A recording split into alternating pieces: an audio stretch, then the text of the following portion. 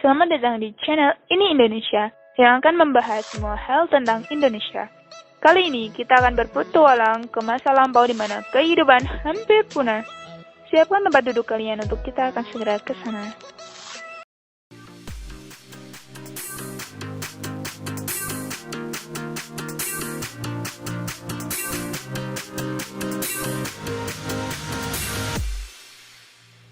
Bulan Mei tahun 1883 adalah masa terburuk dalam sejarah Indonesia. Bukan karena ketika itu Indonesia dijajah Belanda, tetapi lantaran Gunung Krakatau mulai menunjukkan tanda-tanda yang tak ramah. Ya, bulan itu mulai muncul tanda-tanda si gunung besar ini akan memuntahkan segala isinya. Benar saja, berawal dari Mei, Krakatau terus aktif hingga puncaknya di bulan Agustus. Gunung ini gagah meledak sejadi-jadinya, membuat dunia bergoncang berkali-kali lipat daripada ketika diterpa bom atom Hiroshima dan Nagasaki. Dunia seakan berakhir, mayat-mayat terbakar dan bergelimpangan dengan jumlah yang tak bisa terhitung lagi. Ngeri dan benar-benar jadi potret sempurna kiamat. Kita yang hidup di hari ini takkan pernah bisa membayangkannya. Masih tentang bencana paling mengerikan ini, berikut adalah fakta-fakta tentang letusan Krakatau yang masih akan membuatmu bersyukur karena telah lewat tapi juga masih ngeri. Pada penghujung bulan Agustus 1883, bolak-balik Gunung Krakatau mengalami erupsi. Hampir semuanya sangat mengerikan, termasuk pada tanggal 27 Agustus yang bisa dibilang gongnya. Ya, ledakan ini adalah ledakan yang paling dahsyat. Bahkan bunyinya membuat telinga orang-orang berdenging saking kerasnya. Begitu kerasnya ledakan ini, suaranya bahkan terdengar sampai sekitar 3.000 mil mencapai Sri Lanka dan Australia. Benar-benar sangat mengerikan. Bahkan, menurut peneliti, bunyi yang dihasilkannya lebih keras 10.000 kali lipat dibandingkan bom atom Hiroshima dan Nagasaki. Begitu dahsyatnya goncangan yang terjadi, akhirnya segalanya pun terpengaruh. Termasuk lautan yang awalnya tenang kemudian bergejolak. Hingga akhirnya yang ditakutkan pun terjadi. Muncul kemudian deretan tsunami-tsunami besar yang kekuatannya jauh melebihi bencana yang pernah menghantam Aceh beberapa tahun yang lalu. Peneliti memperkirakan tsunami yang terjadi sebagai akibat dari erupsi Krakatau yang benar-benar gila. Kemungkinan besar tingginya bisa mencapai 100 kaki atau hampir 30 meter.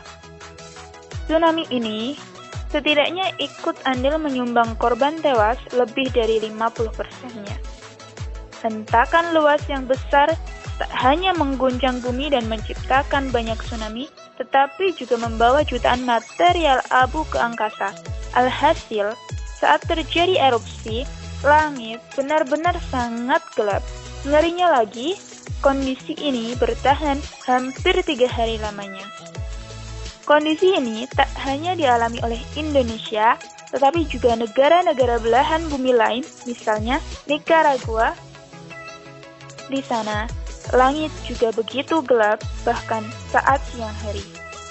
Setelah beberapa waktu kemudian, debu vulkanis itu beruntuhan dari langit dan menutupi sebagian bumi dengan abu sedalam hampir 3 meter. Jutaan ton debu vulkanis yang menutupi atmosfer membuat matahari tak mampu menembus bumi. Alhasil, iklim di bawah atmosfer pun mendingin. Menurut para peneliti, ketika itu, secara signifikan suhu bumi makin turun sampai beberapa derajat. Ngerinya, kondisi ini bertahan selama bertahun-tahun. Tepatnya dari tahun 1883 sampai 1888, alias hampir 5 tahun. Seumpama kondisi ini bertahan lebih lama lagi, maka akan sangat berbahaya bagi kehidupan di bumi ini. Ya, tanpa sinar matahari, hampir bisa dipastikan kehidupan bumi pun akan segera mati. Kita harus bersyukur karena meletusnya Krakatau adalah beberapa ratus tahun yang lalu. Bayangkan kalau saja letusan itu diundur dan terjadi pada tahun ini. Mungkin kerusakannya bisa lebih parah lagi, serta memakan lebih banyak korban.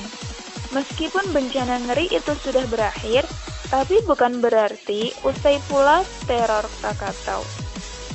Ledakan yang terjadi di tahun 1883 tersebut ternyata menyisakan sebuah gunung kecil yang ternyata juga sangat aktif, bernama Anak Krakatau. Peneliti juga mengatakan jika gunung ini juga berpotensi seperti ibunya, bisa meledak dengan kekuatan yang dahsyat, karena Anak Krakatau masih tumbuh 20 inci dalam 1 bulan.